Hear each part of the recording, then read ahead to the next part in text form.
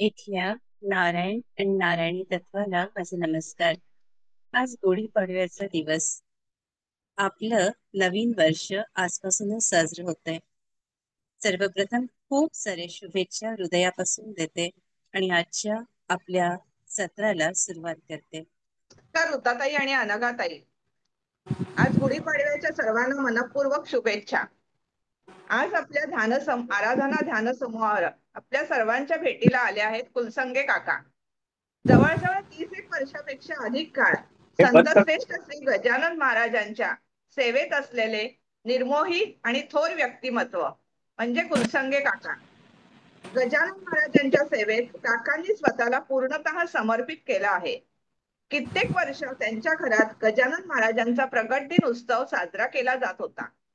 ही वाढती संख्या लक्षात घेऊन महाराजांच्या कृपेने त्यांनी उल्हासनगरमध्ये स्वतःच्या घराजवळच महाराजांच्या मठाची कित्येक वर्षापूर्वी स्थापना केली. आज या मठामध्ये भजन, पूजन, कीर्तन, प्रवचन इत्यादी कार्यक्रमांबरोबर दशमी, एकादशीचे पारायण, दर गुरुवारी महाप्रसाद आणि नित्यनेमाने हरिपाठ इत्यादी कार्यक्रम होत असतात. कुठलीही देणगी अथवा वर्गणीसाठी न फिरता काकांनी महाराजांच्या मठाचे व्यवस्थापन कित्येक वर्ष उत्तम रीतीने सांभाळलं आहे. एका भक्ताच्या मुखातून निघालेला शब्द श्री महाराजांची आज्ञा समजून उल्हासनगर ते शेगाव पदयात्रा सन 2002 पासून ते 2025 पर्यंत आजतागायत सुरू आहे. ही त्यांची पदयात्रा कित्येक वर्ष ते असंख्य पदयात्रींना सोबत घेऊन करत आहेत. महाराजांनी त्यांना दिलेले हे कार्य ते नेटाने आणि खंबीरपणे पार पाडत आहेत. काकांबद्दल अजून एक सांगायचं म्हणजे काकांनी श्री गजानन महाराजांची पोथी श्री गजानन विजय या ग्रंथाच्या 26 प्रती हस्तलिखित स्वरूपात स्वतःच्या सुवाच्य अक्षरात लिहून काढल्या आहेत. आजही असंख्य भक्त त्याचे पारायण करत आहेत. श्री गजानन विजय ग्रंथातील 3669 ओव्या काकांच्या धमन्यांमधून अक्षरशः वाहत आहेत. इतके त्यांचे महाराजांशी अनुसंधान आहे. त्यांच्या साक्षात्कारी अनुभवांमुळे महाराजांनी त्यांना प्रत्यक्ष दर्शनही दिलेले आहे. महाराजांशी त्यांची इतकी एकरूपता झालेली असतानाही त्यांचा अतिशय नम्र आणि शालीन स्वभाव हा वाखाणण्याजोगा आहे. इदम न मम या भावनेने सर्व काही महाराजच आपल्याकडून करवून घेत आहे ही काकांची भावना आहे. काकांनी लिहिलेली पुस्तके म्हणजे पाऊले चालती शेगावची वाट, अनुसंधानातील अमृतकण, अध्यात्म मार्गातील दीपस्तंभ आणि नित्य गजानन प्रकाशनाकरता त्यांचं तयार आहे. श्री गजानन सप्तशती या ग्रंथाच्या 6 आवृत्त्या झालेल्या आहेत. श्री गजानन विजय या दासकडू विरचित पोथीचे संक्षिप्त रूप म्हणजे ही पोथी आहे. महाराजांच्या कृपेने काकांनी केवळ 21 दिवसामध्ये 21 अध्याय लिहून ही पोथी पूर्ण केली आहे. आजही कित्येक भक्तांच्या देवघरात ही पोथी विराजमान आहे. अशा या काकांच्या अमोल कार्याला माझा मनपूर्वक नमस्कार. आता माझे 2 शब्द संपवते आणि काकांच्या अमोघ आणि रसाळ वाणीतून श्री गजानन महाराजांवरील त्यांच्या अनमोल मार्गदर्शनाचा आपण सर्वजण लाभ घेऊया. नमस्कार. स्वागत आहे आपलं. सर्वमंगल मांगल्ये शिवे सर्वार्थ साधिके शरण्ये त्र्यंबके गौरी नारायणे नमोस्तुते. समर्थ सद्गुरु श्री गजानन महाराज की जय. आपला सर्वांना गुढीपाडव्याच्या लक्ष लक्ष गजानन महाराज शुभेच्छा देऊन आजचं प्रवचन बना किंवा तुमच्याशी संवाद साधण्याचा माझा प्रयत्न आहे तो करतो आहे. माझे बोबडे बोल महाराजांनी अनेकदा ऐकलेले आहेत. ते माझ्या लिखाणातून माझ्या पुस्तकातून व्यक्त झालेले आहेत आणि माझा विषय फक्त आणि फक्त गजानन महाराज हाच असल्यामुळे इतर ग्रंथांचा जरी मी धांडोळा घेतलेला असला तरी माझ्या लिखाणात तो तुम्हाला आढळणार नाही, कारण माझा प्रामाणिक प्रयत्न असा आहे की महाराजांचं अनुसंधान कायम राहावं. आणि त्याकरता महाराजांनी मला खरोखरच शक्ती दिली, महाराजांची कृपा आहे. मग अनुसंधानाचे अनेक मार्ग आहेत. कोणी अखंड जप करतात, कोणी पोथी वाचतात, कोणी हस्तलिखित पोथी लिहितात. असे अनेक प्रकारचे मार्ग जरी असले तरी मला जो भावला तो मी तुम्हाला सांगणार आहे. महाराजांचं अनुसंधानावरचे बरेच लेखकांची बरीच पुस्तकं वाचल्यानंतर असं ठरवलं की त्याचा आपल्याला अनुभव नाही, तो अनुभव घेता आला पाहिजे. महाराजांना विनंती केली आणि महाराजांनी मला अनुसंधानात कसं राहायचं हे शिकवलं. माझे अक्षर चांगली असल्यामुळे मी ड्रॉइंग टीचरशिप काही वर्ष केली मानद सेवा म्हणून. आणि मला सारखे विचार घोळायला लागले की दास गडू महाराज आपल्या भाव विश्वात तल्लीन होऊन गजानन विजय ग्रंथ सांगायचे. त्यावेळेस ते लेखनाची जबाबदारी छगन भाऊ 12% याने घेतली आणि 3669 ओव्या छगन भाऊ 12% याने लिहिल्या. हे कसं बरं शक्य झालं असेल, आणि तेही 21 दिवसात. याच्यावर चिंतन चालू असताना हातून आवाज आला, अरे बाळकृष्णा, त्याचा अनुभव घेतल्याशिवाय कसं कळेल. मग ठरवून टाकलं की हा एक महाराजांच्या अनुसंधानात राहण्याचा, त्यांचं चरित्र नेहमी जपण्याचा एक सुंदर मार्ग मला मिळाला. आणि गजानन विजय ग्रंथाचं हस्तलेखन मी चालू केलं आणि मनाची इच्छा धरली आणि महाराजांना आळवलं की 21 दिवसात 21 अध्याय लिहून झाले पाहिजे. त्यानुसार लिखाणाला सुरुवात केली. जवळजवळ एक अध्याय लिहायला 5 ते 6 तासाचा कालावधी लागतो, कारण महाराजांचा पवित्र ग्रंथ आहे, त्यात कुठे चुकता कामा नये. ह्रस्व दीर्घ हे व्यवस्थित लिहून झालं पाहिजे, नाहीतर अर्थ बदलण्याची शक्यता असते. म्हणून नेटाने लिहिण्याचा प्रयत्न केला आणि जवळजवळ 21 दिवसात 21 अध्याय पूर्ण झाले. ते पहिलीच हस्तलिखित पोथी घेऊन मी शेगावला गेलो. महाराजांचा चरण स्पर्श त्या पोथीला केला आणि ते माझ्या उल्हासनगर मंदिरात घेऊन आलो. त्यानंतर माझ्या एका सद्भक्ताने, माझ्या मित्राने त्याचं पारायण केलं. ती पोथी मी जपून ठेवलेली आहे. तशा माझ्या सगळ्याच पोथ्या मंदिरात उपलब्ध आहेत. बऱ्याचदा भक्त येतात, तर पदयात्रेमुळे माझा अनेक ठिकाणी मुंबई, पुणे, नाशिक परिचय झालेला आहे, कारण तेथील पदयात्री आमच्या पदयात्रेत सामील असतात. ते नेहमी विचारतात, बाळहो, तुमच्या पोथ्या लिखाण बरंचसं ऐकलं पोथी लिखाणांबद्दल, तर आम्हाला दाखवाल का. त्याच्यासाठी मंदिरात त्या पोथ्या उपलब्ध आहेत. एक हस्तलिखित पोथी शेगावला आहे, रामभाऊ अग्रवाल म्हणून माझे मित्र आहेत, त्यांच्या घरी त्याचं पारायण होतं नित्य. एक डोंबिवलीला आहे उपासना केंद्रामध्ये, एक बाळापूर ते काकांच्या मठात आहे. अशा अनेक पोथ्या अनेक ठिकाणी मी दिलेल्या आहेत, तरी बऱ्याचशा पोथ्या मंदिरात अजूनही आहेत. तर त्यातून मला काय मिळालं हे महत्वाचं आहे. एक अध्याय लिहायला 5 ते 6 तास, याचाच अर्थ पूर्ण पोथी लिहायला जवळजवळ 100 ते 150 तास आपण सतत महाराजांच्या अनुसंधानात असतो. पोथी लिखाणाच्या वेळेस दुसरे कुठलेही विचार मनाला सेवत नाहीत. एक पोथी लिखाण महाराज आणि आपण एवढंच त्या काळात होतं आणि अनुसंधान छान घडतं. ह्या अनुसंधानामुळे पोथीतले बारकावे किंवा पोथीत जी रत्न दडलेली आहेत ती महाराजांच्या कृपेने मला गवसलेली आहेत. ती सांगण्याचा मी नेहमी प्रयत्न करतो आमच्या भक्त मंडळीत.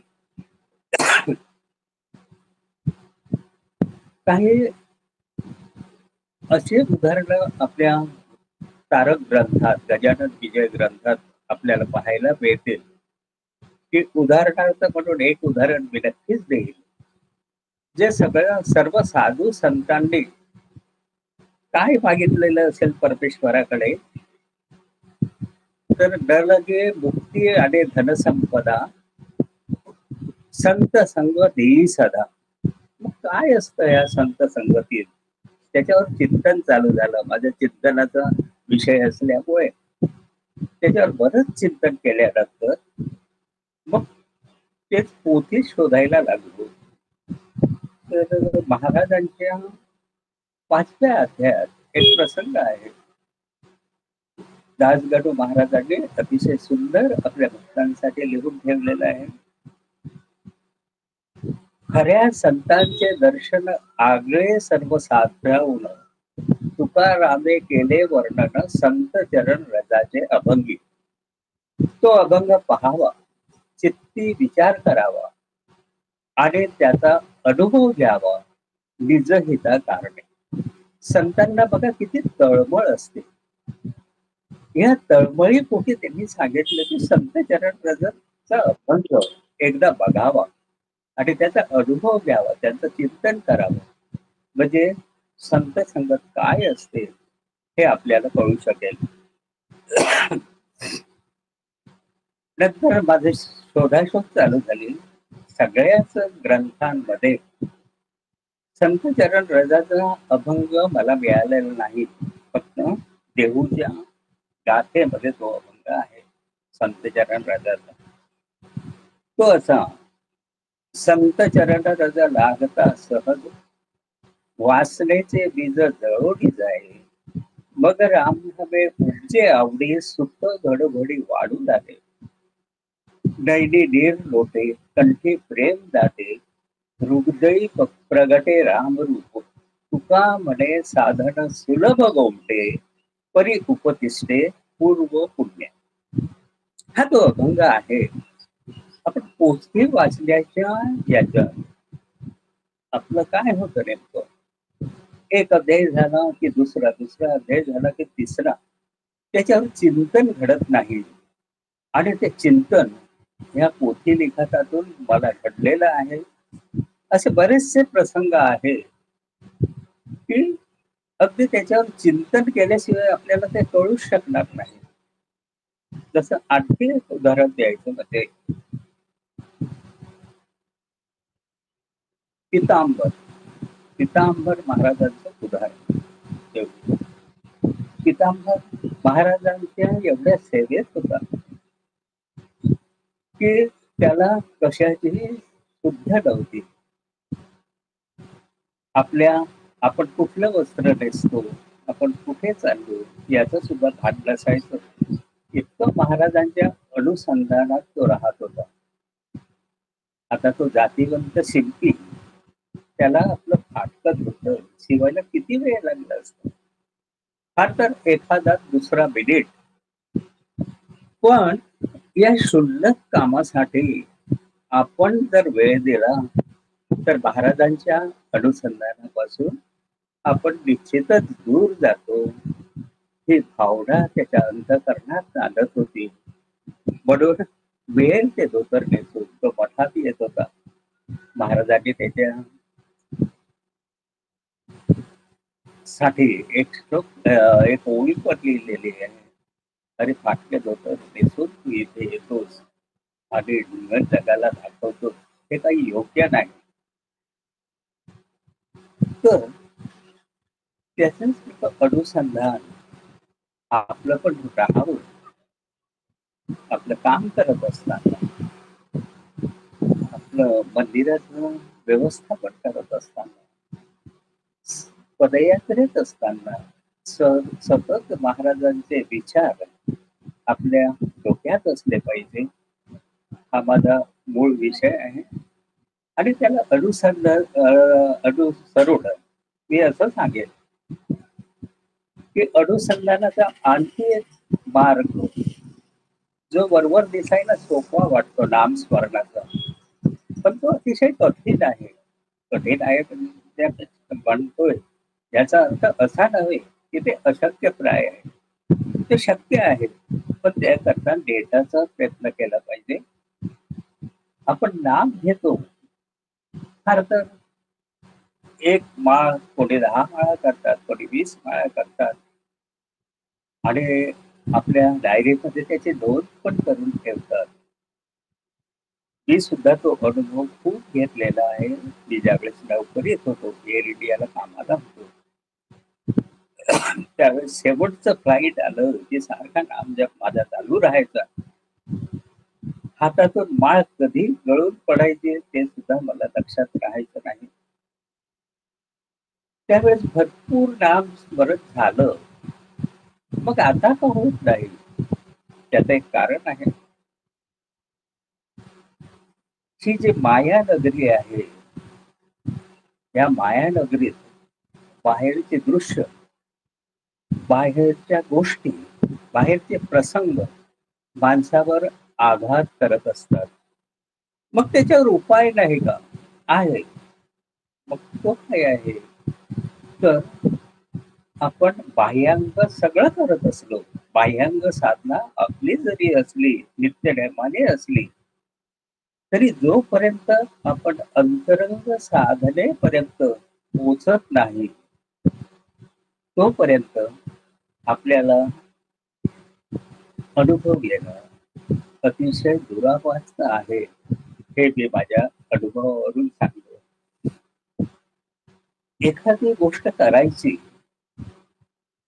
अर्थातच त्या गोष्टी करता प्रेरणा आपल्या अंतस्थ आत्मा म्हणजे परमेश्वराची, आपल्या सद्गुरूची असते. ती कशी करून घ्यायची तेही ते सुचवत असतात. त्याला यश पण तेच देत असतात. असं असताना सुद्धा माणूस मी म्हणत आयुष्यभर जगत असतो. म्हणजे बारशाला ठेवलेलं नाव अगदी 12व्या पर्यंत माणसं जोपासतात. हे केवढं मोठं आश्चर्य आहे. म्हणजे जे काही माझ्या हातून होतंय, जे काही ती ईश्वरी शक्ती करून घेत आहे, महाराजांची शक्ती करून घेत आहे, मग त्याचं फळ त्यांना अर्पण करायला नको का? मी माझा अनुभव सांगतो. या देहाकडून 12 पदयात्रा महाराजांनी करून घेतल्या. प्रत्येक पदयात्रेच्या सांगतेच्या वेळेस मी पदयात्रेचं स्टेज महाराजांच्या चरणी अर्पण करूनच शेगावरून परत यायचो आणि ते विसरून जायचो. हे विसरता आलं पाहिजे. आपण आध्यात्मिक बरीचशी कार्य करतो. कोणी भजन, पूजन, कीर्तन, प्रवचन, अनेक मार्ग आहेत. अनेक मार्गाने आपण साधना करत असतो. पण साधना करताना सुद्धा अतिशय सावध राहिलं पाहिजे. आपलं अनुसंधान आपल्या सद्गुरूप्रती असलेलं कधीही आपल्यापासून दूर जाता कामा नये याची दक्षता घेतली पाहिजे. एकदा असं चिंतन करता करता सावधानता हा शब्द मला आठवला. मी माझ्या ऑफिसमध्ये चिंतन करत बसलो की सावधानता, महाराजांनी सावधानता शब्द दिला आपल्याला. म्हणजे सावधानता, महाराजांचे असंख्य करोडो भक्त आहेत, ते सावधच असतात की. त्याच्यावर चिंतन चालू झाल्यानंतर आतून स्फुरण आलं आणि ती सावधानता नाही, अखंड सावधानता. अखंड सावधानता म्हणजे काय? त्याच्यावर परत चिंतन चालू झालं. अखंड सावधानता म्हणजे कुठलंही कार्य आपल्या हातून घडतंय ते केवळ सद्गुरु कृपेमुळे घडतंय. आपण फक्त त्यांच्या हातातील पाऊले म्हणावे आणि चिंता करू नये. महाराज सगळं करून घेतात.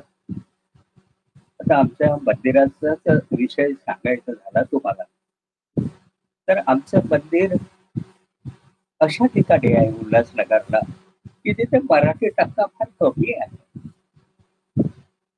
आवक जावक कमी आहे, तरी नेटाने आमचे कार्यक्रम चालू असतात.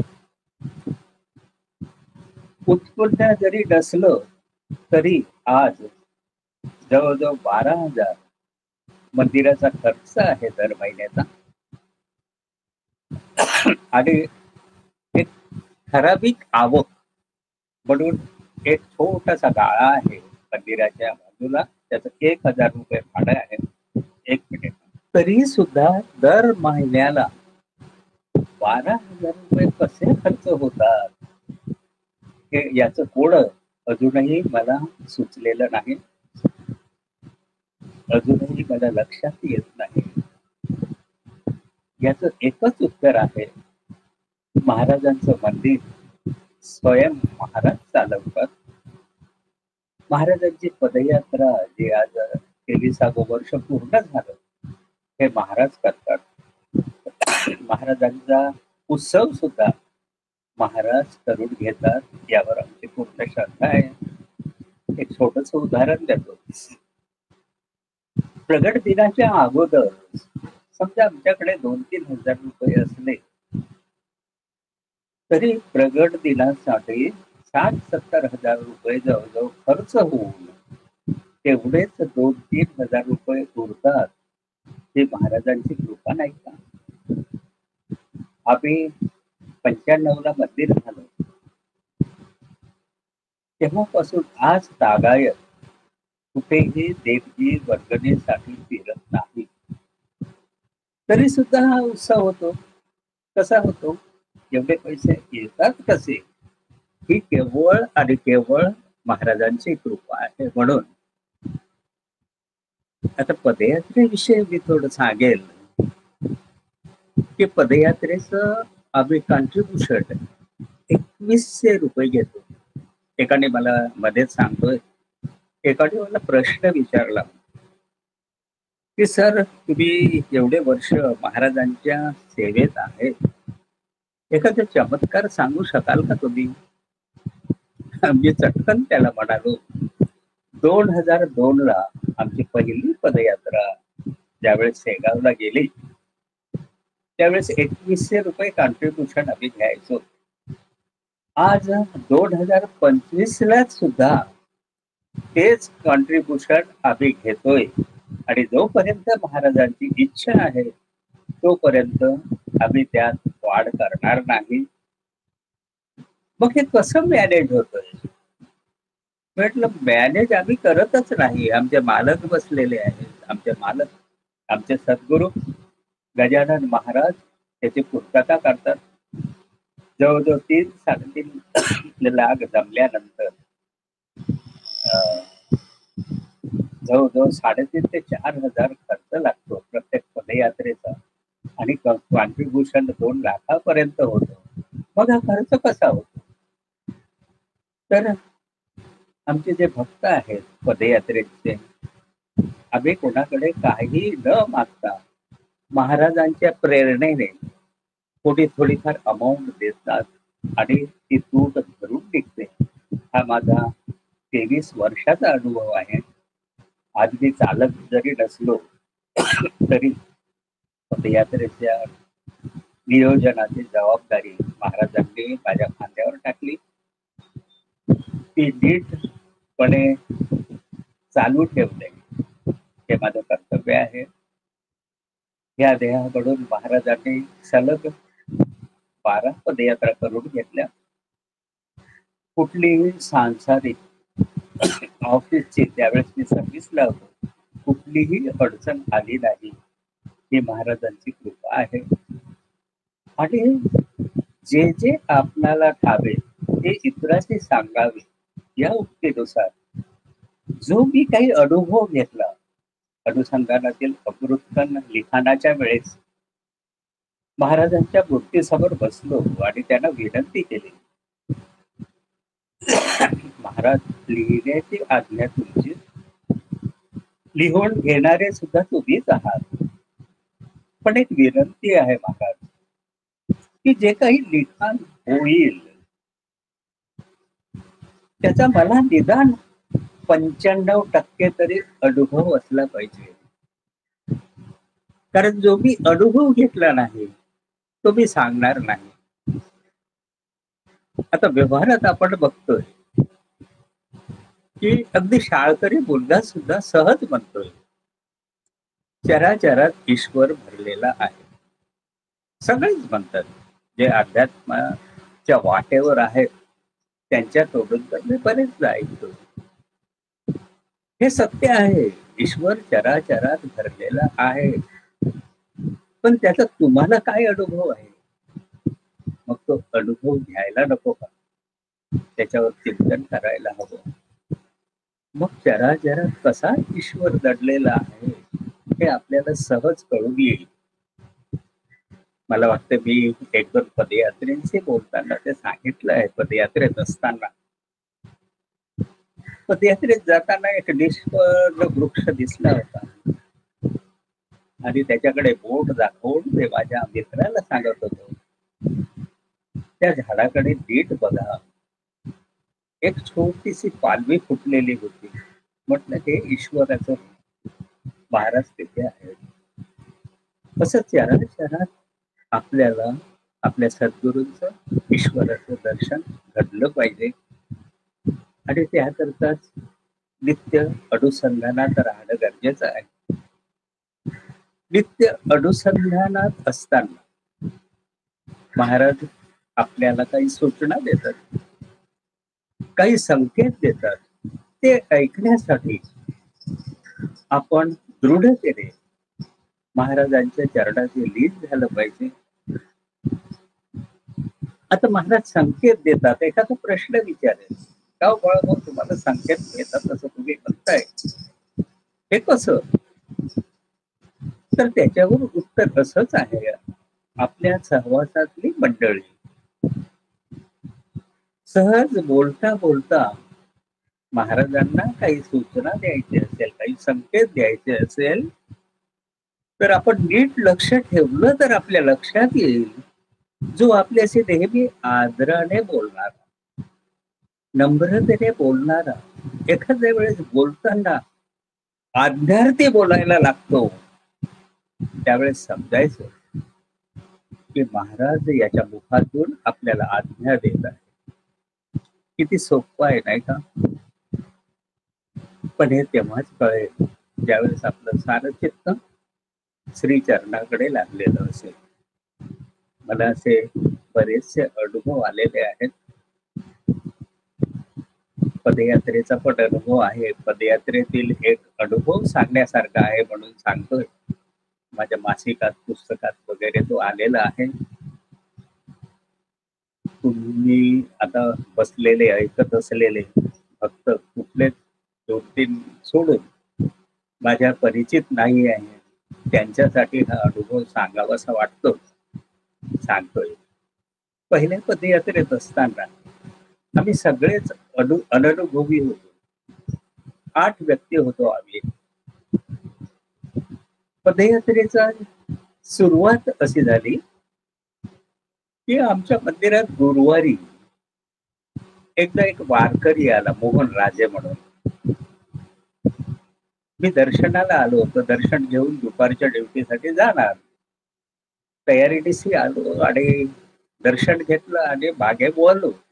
तेवढ्यात तो म्हणाला, सर, पंढरपूरला लाखो करोडो भक्त जातात, आळंदीलाही तेवढेच जातात, मग आपल्या शेगावी कधी जायचं? नेहमी आज्ञार्थी बोलणारा बोलणारा, आज्ञार्थी न बोलणारा, आज्ञा न करणारा, नम्रतेने बोलणारा, मृदू आवाजात बोलणारा, आवाज वेगळ्या आवाजात तो बोलू लागला. मी समजलो हे मोहनराजे नसून माझ्या महाराजच मला आज्ञा देत आहे. परत मागे वळलो, महाराजांना विनंती केली की महाराज, तुमच्याकडे पायी चालत यायचं आहे. ठरवलं की महाराजांकडे पायी चालत जायचं. पण मनाशी विचार आला, नुकतीच वसंतराव गोपटेंशी ओळख झाली होती. त्यांना विचारावं, येत असले तर त्यांना सोबत घेऊन जावं. त्यांना फोन केला. त्यांना आम्ही भाऊ म्हणायचो. भाऊ, पदयात्रेला जायचं आहे, माझ्याबरोबर येणार का? त्यांना एवढा आनंद झाला की अरे, ते म्हणाले माझं नाव अगोदर लिही. पण मी परत त्यांना सांगितलं, कोणी आलं नाही तर आपण दोघांनी तरी निश्चितच जाऊया असं ठरवून टाकलं. आणि त्याच्यावर परत चिंतन करू लागलो. अरे, महाराजांचे लाखो करोडो भक्त आहेत. ज्यांच्या नशिबात असेल ते नक्कीच येतील. म्हणून एक पहिल्यांदाच, पहिली आणि शेवटची आता जाहिरात देत नाही. महाराष्ट्र टाइम्स मध्ये छोट्या कॉलम मध्ये ज्या जाहिराती असतात त्या जाहिरात दिली. 18 लोकांची नावं आली. त्यातून फक्त 8 जण शिल्लक होते. आम्ही 8 लोकांनी ती वारी पूर्ण केली. त्यातही 7 पुरुष होते आणि 1 महिला होती. आणि पहिल्या पदयात्रेचा अनुभव असा की आम्ही वेळच चुकीची निवडली होती. कोणालाही अनुभव नसल्यामुळे. मला वाटतं 5 मार्चला महाराजांचा प्रगट दिन होता. तो मंदिरात साजरा केला आणि 6 तारखेला आपण प्रसाद घेऊन, जो बुंदी वगैरे होते, तो घेऊन निघायचं असं ठरवलं. भर उन्हाळ्याचे दिवस, अंगाची लाही लाही होत होती. सगळ्यांच्या पायांना फोड आली होती. पण महाराजांचं नाम स्मरण करीत आम्ही चाललो होतो. आमचं चालण्याचा साधारणतः पदयात्रेमध्ये असाच ही रस्ता आहे की 4 वाजता उठून सगळं आनिके आटोपून बरोबर 5ला महाराजांची आरती करून निघायची. सुरुवातीचे 15 किलोमीटर सद्गुरूंचं नाम स्मरण करत निघायचं असतं. प्रत्येक जण आपापलं नाम घेत निघत असतो. 15 किलोमीटर नाम अतिशय चांगलं होतं. आणि खरं सांगू का, त्या नामाच्या भरोशावरच आपली पदयात्रा पूर्ण होते. सुरुवातीला चालण्याचा वेग ताशी 5 किलोमीटर असतो. 15 किलोमीटर नंतर चहा नाश्ता होतो. चहा नाश्ता पोटात पडल्यानंतर स्वाभाविकच चालण्याचा वेग मंदावतो. तो 4 किलोमीटर वर येतो. आणखी 10 किलोमीटर चालून दुपारच्या जेवणाच्या टप्प्यावर आम्ही थांबतोय. तिथे जेवण झाल्यानंतर 3 वाजेपर्यंत विश्रांती. आणि विश्रांतीनंतर उरलेले किलोमीटर, कधी 5 किलोमीटर, कधी 7 किलोमीटर, एखाद्या दुसऱ्या दिवशी 10 किलोमीटर असं चालावं लागतं. आणि त्यावेळेस आमची चाल अधिक कमी होते, म्हणजे ताशी 3 किलोमीटरवर येत असते. पण सगळ्यात जास्त फायदा सकाळी केलेल्या नामस्मरणामुळे होतो. म्हणून प्रत्येकाला आवर्जून ती सांगते की निदान 15 किलोमीटर झाल्यापर्यंत तरी अवांतर गप्पा मारू नयेत. प्रत्येकाने आपलं नामस्मरण करावं, असा आमचा शिरस्ताच आहे. तर पहिल्या पदयात्रेतली गोष्ट सांगतोय. शेगाव अवघ्या 4 दिवसावर आलेलं असताना महाराजांनी अगदी कठोर परीक्षा घेतली पाहिजे. दोन्ही पायांच्या बेचकात फोडं, पाठीमागच्या हातात पायाला फोडं, एक पाऊल कसं टाकावं पुढे याची भ्रांत होती झोपताना. नित्याप्रमाणे 4 वाजता उठलो. महाराजांना कळवळून प्रार्थना केली, महाराज, पदयात्रेची जबाबदारी तुम्हीच नाही का माझ्या खांद्यावर टाकली? आणि मी जर थांबलो तर पदयात्रा थांबेल. असं करू नका महाराज, माझी पदयात्रा पूर्ण करून द्या. आणि एक लक्षात ठेवा, मला चालता आलं नाही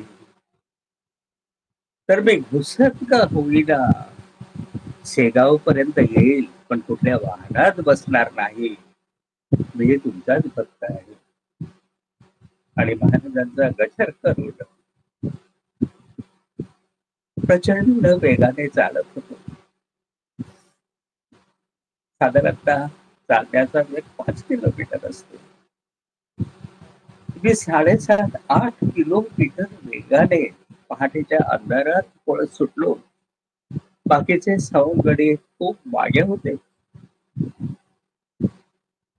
साधारणतः 1 तासानंतर माझ्या लक्षात आलं, म्हणजे आपण पळतोय. आणि तेवढ्यात हातून आवाज आला, बाळकृष्णा, ही तुझी चाल नव्हे बरं का. आणि तिथे ओक्सा बोक्सी रडायला लागलो. या जाणीवेने की अरे, माझ्यासारख्या क्षुल्लक भक्तासाठी महाराजांना चालत यावं लागतं. महाराजांना कितीपर्यंत त्रास होत असेल.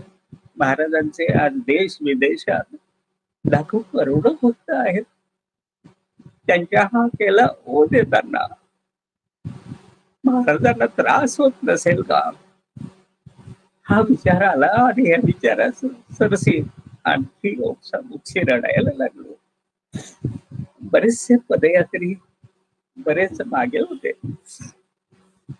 थोड्या वेळानंतर एक एक करत सगळे पोचणारच होते तिथे. एक असं रडत असल्यानंतर काय आश्चर्य, अगदी कुठेही गाव नव्हतं. दोन्ही बाजूला झाडी होती. त्या दोन्ही बाजूनी 2 गले लट्ट कुत्री आली आणि माझ्या बाजूला चालायला लागली. आणि मला जाणवलं की सद्गुरूने आपल्यासाठी सेवक पाठवलेले आहेत. आणखी थोडं पुढे गेलो. कुत्री पण माझ्या दोन्ही बाजूला चालत होती. थोड्या अंतरावर आमचा चहा नाश्त्याचा टेम्पो होता. तिथे पोहोचलो. मी बसलो. ती कुत्री पण शहाण्या माणसासारखे खाली बसली. आमचा असा सिरस्ता होता की सगळे पदयात्री आल्यानंतर नाश्त्याला सुरुवात करायची. अर्ध्या पाऊण तासाने अगोदर गोपटे आले, नंतर गेले. असे एक एक करत जवळजवळ पाऊण 1 तासाने सगळे आलेत. आम्ही नाश्ता घेतला. माझ्या बरोबर आलेल्या कुत्र्यांना पण खाऊ घातलं. कुत्री नव्हे, कुत्री जरी पडत असलो तरी माझी खात्री आहे त्याची छत्रपती महाराजांचे सेवक होते. माझी श्रद्धा आहे तशी कदाचित थोडी श्रद्धा असेल. नाश्ता करून आम्ही गजान करून चालायला सुरुवात केली आणि मागे वळून बघतो तर ते दोन्ही कुत्री गायब. सद्गुरु कृपेचा सुंदर असा अविस्मरणीय असा अनुभव मला पहिल्याच पदयात्रेत आला. पायाचं दुखणं कुठल्या कुठे पळून गेलं. आणि प्रचंड वेगाने मी परत चालायला लागलो. मला जाणवलं हे काही माझी चाल नव्हे, निश्चितच नाही. म्हणजे महाराज आपल्याला चालवतात ते पहिल्या पदयात्रेतच मला कळलं आणि ते पूर्वांशात कळलं. आणि आजही सगळं कार्य महाराजांवर सोपवतो. महाराज ते पूर्ण करून घेतात. ही दृढ श्रद्धा कायम मी सांभाळलेली आहे. तसेच सगळ्या भक्तांनी सांभाळावी आणि महाराज आपल्या मागे पुढेच असतात याची प्रचिती घ्यावी. परत एक पदयात्रा पूर्ण झाली. पूर्ण करून आल्यानंतर उल्हासनगर मंदिरात परत माझ्या स्वभावानुसार चिंतन करत बसलो. अरे महाराजांचे देश विदेशात लाखो करोडो भक्त आहेत. आपल्याला हा महाराजांनी दिव्य अनुभव दिलेला आहे. तो इतर भक्तांना पण अनुभवता यावा म्हणून आपण ही पदयात्रा चालू ठेवली पाहिजे.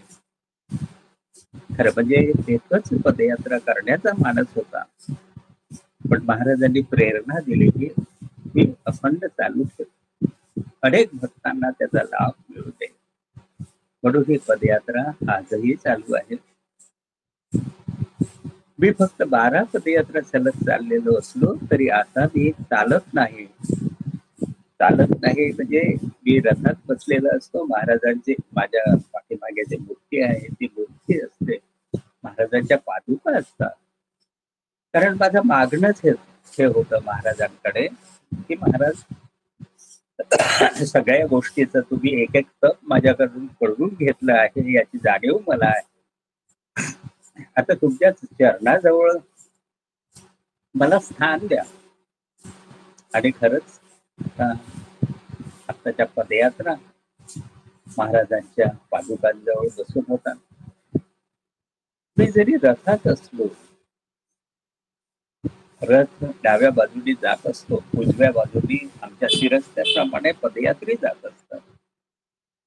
कुठेतरी रथ थांबवून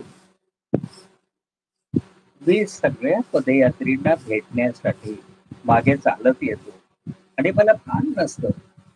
कधी कधी 4 किलोमीटर 3 किलोमीटर पर्यंत मी चालत जातो. चालत जाण्याचा उद्देश हा की त्यांना काही गोळ्या, चॉकलेट, बिस्किट, पाणी हे पुरवावं. कारण 12 वर्ष सलग ज्या वाटेवरून मी चाललोय, कुठे पाण्याची गरज असते, कुठे चॉकलेट गोळी खावीशी वाटते, याचा अनुभव मला असल्यामुळे मी ते काम करत असतो. मी पुढच्या चालत येतो, सगळ्या पदयात्रेची भेट घेतो, अगदी शेवटच्या पदयात्रेपर्यंत थांबत असतो. म्हणजे आजही माझं चालणं होतंय नाही असं होत नाही. जवळजवळ रोज 5-7 किलोमीटर तरी मी चालत असतो. शेवटच्या पदयात्रेपर्यंत पोहोचल्यानंतर त्याच्याच बरोबर चालत माझा रथ जिथे थांबलेला असेल तिथपर्यंत चालत येतो. ही सेवा का करायची वाटते त्याचं एक कारण आहे. माझ्या संपर्कात येणाऱ्या महाराजांच्या भक्तांना, पदयात्रेकरूंना, पारायण करत्यांना मी महाराजांच्या रूपात बघत असतो. प्रत्यक्ष जाऊन महाराजांची सेवा करता येत नाही. मग आपल्या भक्तांच्या हृदयातील महाराजांची सेवा करावी या उद्देशाने ते सेवेचं व्रत मी घेतलेलं आहे. आज वयाची 75 पूर्ण होतील आता 1 मेला.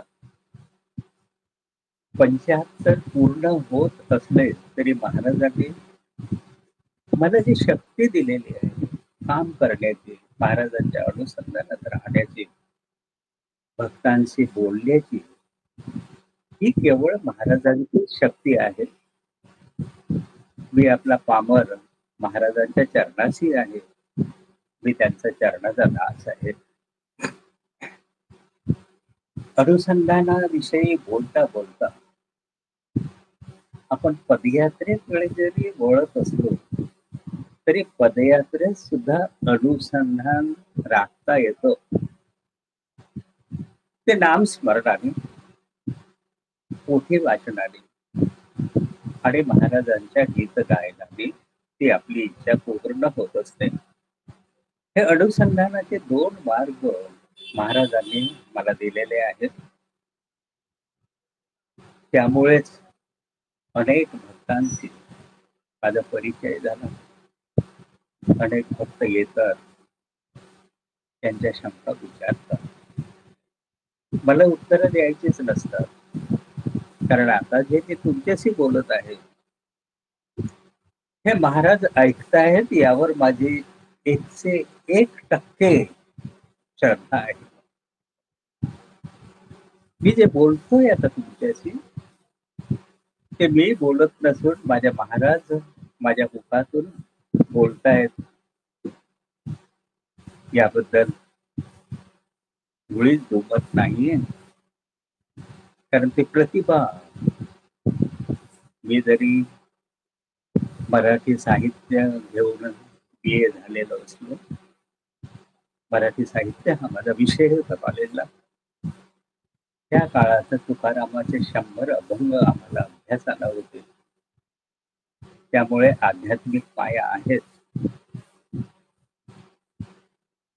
त्यामुळेच आपण कोण हा शोध घेता घेता आता वयाची 75 होती. एक वेळा 75 वर्ष पूर्ण होतील मला. तर महाराजांच्या अनुसंधानात कसं राहायचं? एक नामस्मरणाने, स्मरण, चिंतन, महाराजांचं ग्रंथ लेखन आणि ग्रंथांबद्दल बोलायचं झालं तर झाडून साऱ्या संतांनी, अगदी ज्ञानेश्वर माऊली पासून अगदी तुकाराम महाराज, नामदेव महाराज, ह्या सगळ्या संतांनी नामाचं महत्व सांगितलेलं आहे. आणि कलियुगात नाम हे सर्वश्रेष्ठ साधन आहे. बऱ्याच संतांच्या पुस्तकाचा धांडोळा घेतल्यानंतर असं लक्षात येतं की त्यांनी जी साधना केली, भजन, प्रवचन, कीर्तन हे सगळं केलेलं असलं तरी त्यांचं अखंड नाम स्मरण चालत राहायचं. या बाबतीत जगद्गुरु तुकाराम महाराज हे आदर्श व्यक्तिमत्व होते. आदर्श संत म्हणता येईल. चालता बोलता उठता बसता त्यांना नाम एवढं अनावर होत होतं की आपण कुठे बसलेलो आहोत याचं सुद्धा त्यांना भान नसायचं. एवढं नामात गुंतून राहिलं पाहिजे. त्यानंतर महाराजांचा एखादा सद्ग्रंथ निवडायचा. भारंभार ग्रंथ निवडून परस्पर विरोधी विधान वाचत बसण्यापेक्षा एकच ग्रंथ प्रमाणभूत ठेवायचं. म्हणून मी मागाशी म्हटल्याप्रमाणे माझ्याकडे फक्त महाराजांचाच विषय आहे. अनेक ग्रंथांचं वाचन केलं, अनेक चांगली चांगली पुस्तकं वाचली, बेलसरेंची जवळजवळ सगळे पुस्तकं वाचली. अनुसंधान हा शब्द किंवा अनुसंधानावर त्यांनी बरंच काही लिहिलेलं आहे. तरी पण महाराजांना ती विनंती केली की मला माझ्या अनुभवातले बोलायचे आहेत.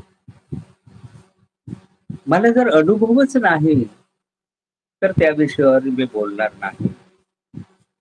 म्हणून माझ्याकडून जे काही बोलणं होतं ते महाराजांची कृपा आहे असं मी समजतोय. आणि दुसरी गोष्ट म्हणजे अध्यात्मात एक वेळ अशी येते की कर्मबंधनातून आपल्याला मुक्त व्हावं लागतं.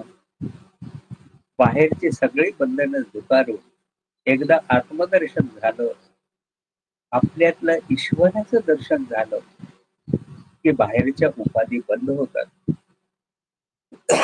ह्या देहाकडून आतापर्यंत जवळजवळ 8 ते 9 प्रवचन निरूपण महाराजांनी करून घेतली. अर्थात मी काहीच बोललेलो नाही, अगदी प्रामाणिकपणे सांगतो. आजही मी बोलत नाही. महाराज जे वदवून घेतात ते मी बोलतो आहे.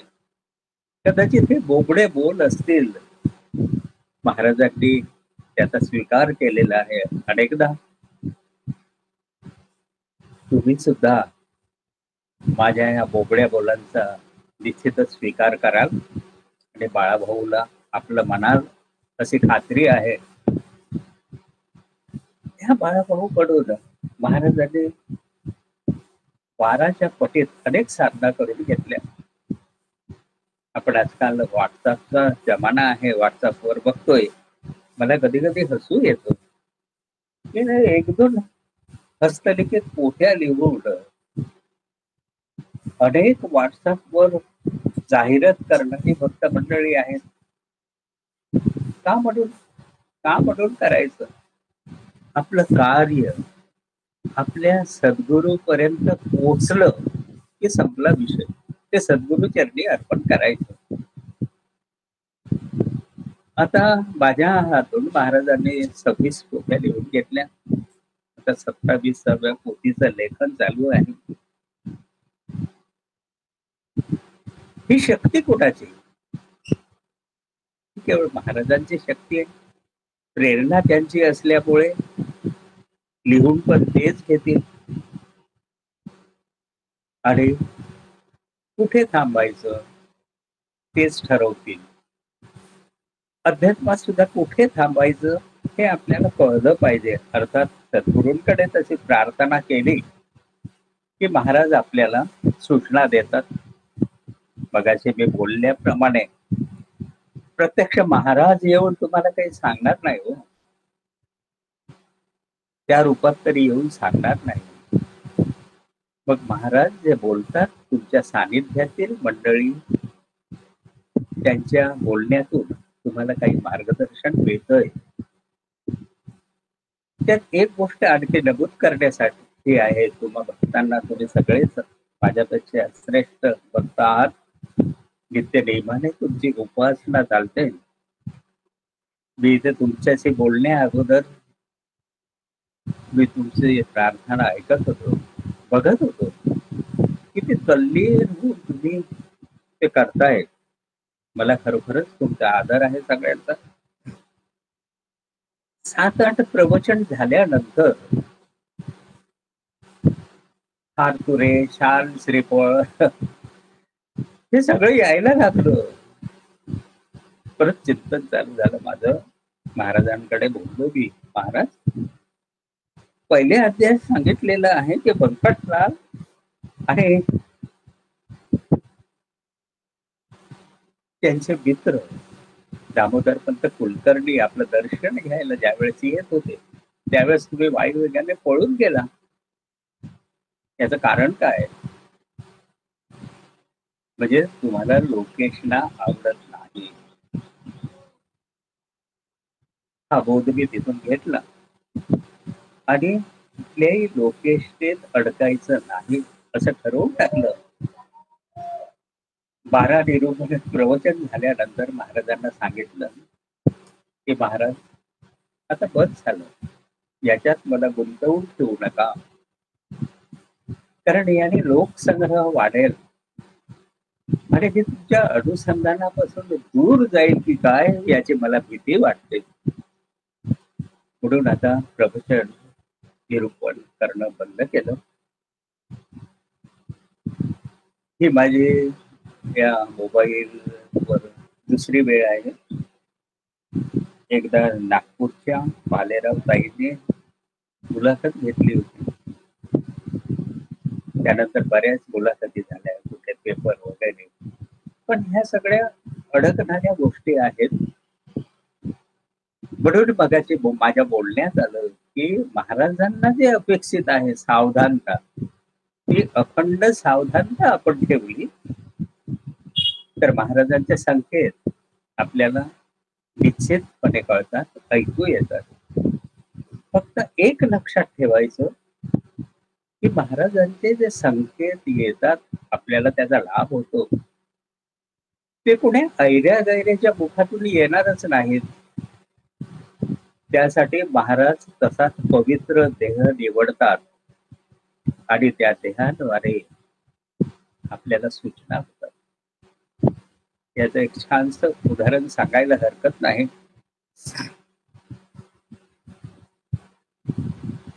ज्ञानेश्वरीचे गाढे अभ्यासक श्री वामनराव देशपांडे यांच्या संपर्कात मी होतो. लेखनाची सुरुवात त्यांच्यापासूनच झाली असं म्हणायला काही हरकत नाही. पूर्वी पोथी लिखाण करत होतो. महाराजांचं अनुसंधान छान होत होतं. एकदा डोंबिवलीला जाण्याचा योग आला आणि माझी हस्तलिखित पोथी माझ्या जवळ होती. वामनरावांकडे गेलो,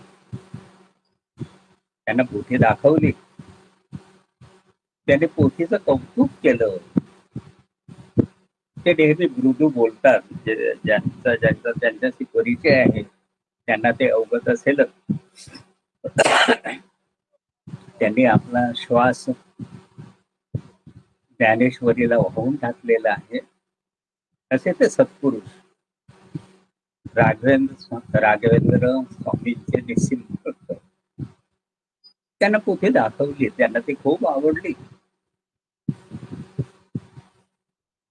आणि त्यांनी मला हाताला धरून त्यांच्या देवघरात नेलं. राघवेंद्र स्वामींची तसबीर होती, त्याच्यासमोर त्यांनी हात जोडले, मलाही जोडायला लावले. नमस्कार केला आणि परत त्यांच्या रूम मध्ये आलो. सहज बोलता बोलता म्हणाले, का लिहितोस हे, का श्रम घेतोस? 50 रुपयात महाराजांची पोथी मिळते. मग 300 रुपयाचं नोटबुक घेऊन तू पोथी लिहत बसलास, याला काय म्हणावं? कशासाठी? मी त्यावर भाष्य केलं की हे माझ्या चिंतनातून आलं. महाराजांनी सुचवलं की 3669 ओव्या छगन भाऊ बारटक्केच्या हातून लिहून घेतल्या दासगणू महाराजांनी. त्याचा अनुभव मला घ्यायचा होता आणि म्हणून लिखाण केलं. ही तुमच्याकडे आता आणलेली ही 6वी पोथी आहे. ती आता शेगावला आहे. तर आता आलोच आहे, तर या पोथीवर तुमचा काहीतरी संदेश लिहा म्हणून त्यांच्या समोर केलं. त्याने ते बंद केली पोथी. बोलता बोलता, आता पोथी लिखाण बंद कर, या शब्दात ते माझ्याशी प्रथमच त्यांचा असा आवाज ऐकला. मी लगेच समजलो की अरे वामनराव माझ्याशी एवढ्या मोठ्या भाषेत बोलू शकत नाही, बोलत पण नाही. मग म्हटलं ही महाराजांची आज्ञा आहे. मी मनोमन समजलो आणि घरी आलो. घरातील मूर्तीसमोर बसलो. महाराज, वामनरावांच्या मुखातून तुम्हीच आज्ञा दिली मला, पण काव्य लिहिलं नाही हो कधी. पण आज्ञा तुमची म्हणजे लिहायलाच हवं. म्हणून बसलो. तर काय आश्चर्य, 5 सुंदर ओव्या त्याने माझ्या पत्रात टाकल्या. मन मोहरून केलं आणि जाणवलं की अरे महाराजांनी आपल्याला हाताशी धरलेला आहे. आता पोथी लिखाण पूर्ण होईल. पण माणूस हट्टी असतो हेच खरं. ते परत हट्ट धरला महाराजांना. महाराज सप्तशती व्हावी असा आदेश आहे, पण 14वा अध्याय नर्मदा मैयाचा आहे, तो नर्मदा किनारी व्हावा अशी माझी इच्छा आहे.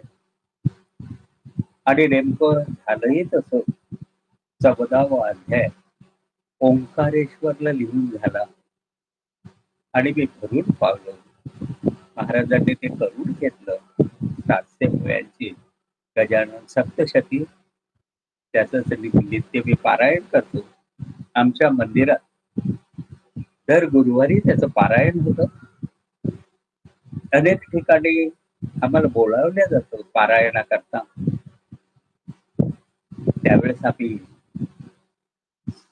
आमचे भक्त मंडळ जवळजवळ 8 लेडीज आहेत तिथल्या, मुंबईच्या 5 ते 6 आहेत. इथून आम्ही पादुका महाराजांच्या घेऊन जातो. तिथून महाराजांची पूजा वगैरे पादुका पूजन वगैरे झाल्यानंतर महाराजांच्या पादुकांचं सप्तशतीचं 1.25 तासात होणारं पारायण करतो.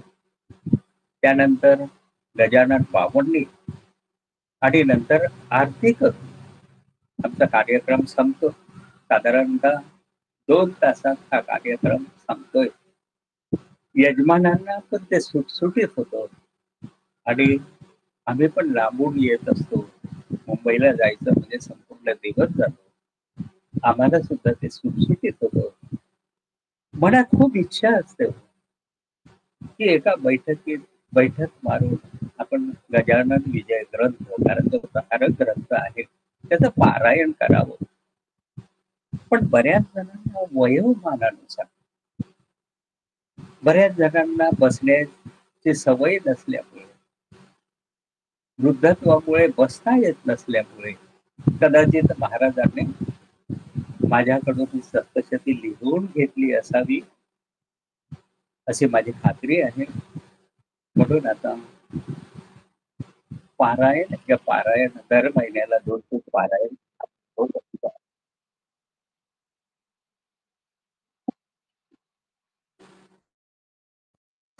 आणि आम्ही आनंदाने जातो, पारायण करतो, आम्ही आनंद उपभोगतो आणि यजमानांना सुद्धा त्याचा आनंद मिळतो.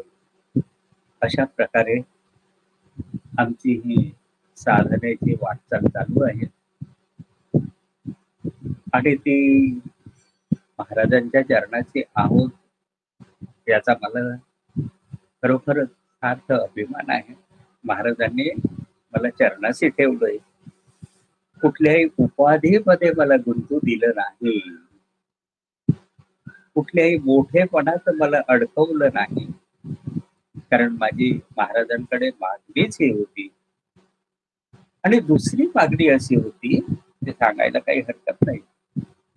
ज्यावेळेस महाराजांचं मंदिर झालं, प्रतिष्ठापना झाली, त्यावेळेस महाराजांच्या मूर्तीसमोर अगदी हात जोडून कळवळून महाराजांना विनंती केली, महाराज, तुमच्या कार्याला आवश्यक असेल तेवढाच पैसा इथे यावा. जास्त पैशाची तुम्हाला गरज नाही, तशी आम्हाला सुद्धा गरज नाही. हे वाक्य मी बोललोय आणि आज 30 वर्षाहून अधिक काळ लोटला. आम्ही कोणाकडेही देणगी किंवा वर्गणीसाठी जात नाही. कारण आमची श्रद्धा आहे की महाराजांचं मंदिर महाराज चालवतात, महाराजांचं व्यवस्थापन महाराज करतात, माझ्याकडून बोलवून महाराज घेतात. महाराजांनी माझ्याकडून पदयात्रा करून घेतल्या. मग एवढं सारा अनुभव असताना का असं वाटू नये की आपल्या देहाकडून, तसं प्रत्येकाच्या देहाकडून हृदयात परमेश्वर कार्य करून घेत असतो. कारण हे आपली मनुष्य एवढी कर्म करण्याकरताच अवतरली आहे. कर्म करण्याकरताच आपल्याला परमेश्वराने जन्माला घातलेला आहे. कर्म करत असताना या जाणीवेपर्यंत माणूस पोचला पाहिजे, साधक पोचला पाहिजे की आपण जे काही करतोय ती आपली शक्ती नसून आपल्या सद्गुरूंची शक्ती आहे हे ज्यांनी ओळखलं त्याचा निश्चितच शरणागतीकडे प्रवास सुरू होतो. अध्यात्मात शरणागती शब्द आपण वापरतो, सहज वापरतो, पण शरण जाणं हे तेवढं सोपं आहे का? आपल्या हातून घडलेल्या बऱ्या वाईट सगळ्या कर्माचं जे फळ आहे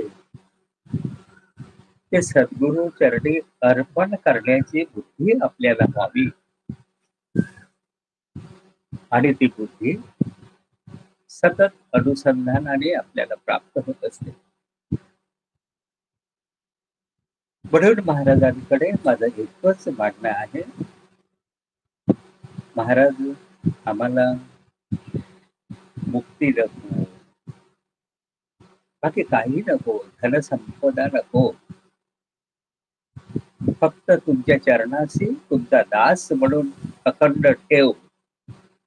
आणि आताच नाही हो, जन्मोजन्मी तुमच्या चरणाची सेवा या देहाकडून व्हावी असे मी महाराजांना नेहमी प्रार्थना करत असतो. आणि महाराज ऐकतात बरं का. आता जे मी तुमच्याशी संवाद साधतो आहे त्यातला शब्द न शब्द महाराज ऐकतात. म्हणजे बोलत नाहीत का, बोलतात पण तेच आणि ऐकतात पण तेच. माझं माध्यम करून ते तुमच्याशी बोलतायत आणि आपलंच गुणगान ते ऐकतायत, त्यावर माझी श्रद्धा आहे. साधना पदावर चालताना नित्य सद्गुरूंच्या अनुसंधानात राहावं आणि अनुसंधानात राहताना सावध असणं गरजेचं आहे. कारण आपल्या अगदी असलेले षडरिपू एकमेकावर कुरघोडी करायला तयारच असतात. सत्वगुण ज्यावेळेस वाढीस लागतो त्यावेळेस रजोगुण त्याला दडपून टाकण्याचा प्रयत्न करतो. तामस गुण आपला अंमल बजावण्याचा प्रयत्न करतो. म्हणूनच महाराजांनी मला सावधानतेचा इशारा दिला. ती सावधानता बाळकृष्णा नुसतीच सावधानता नसून अखंड सावधानता होय, हे मी नेहमी माझ्या स्मरणात ठेवलेलं आहे. म्हणून मला नेहमी जाणवतंय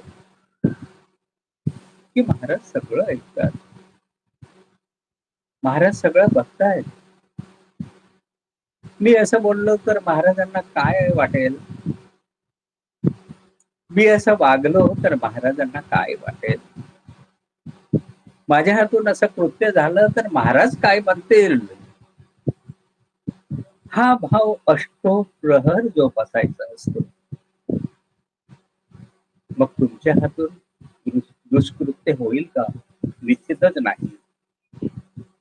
त्यासाठी आपलं अनुसंधान नेहमी घट्ट ठेवावं, शरणागत भाव वाढीस लावावा. आपल्या चांगल्याच नव्हे तर चुकून, आपण शेवटी मनुष्य देहात आहोत, चूक जरी झाली आपल्या हातून तरी ती महाराजांच्या चरणी निवेदन करावी, त्यांना सगळं सांगावं. ऐकतात ते, माझ्यासारख्या दगडाचं ऐकतात.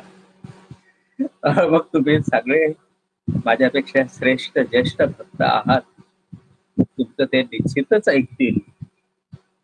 आणि ती ऐकण्यासाठी मी महाराजांना वारंवार प्रार्थना करेन. जे मला दिलेलं आहे महाराजांनी ते सगळ्यांना मिळावं, सगळ्यांनी त्याचा अनुभव घ्यावा, म्हणूनच हे बोलणं आहे.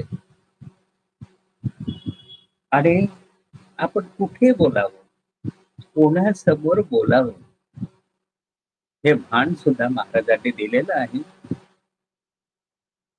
मला झापरडे ताईंचा फोन आला होता.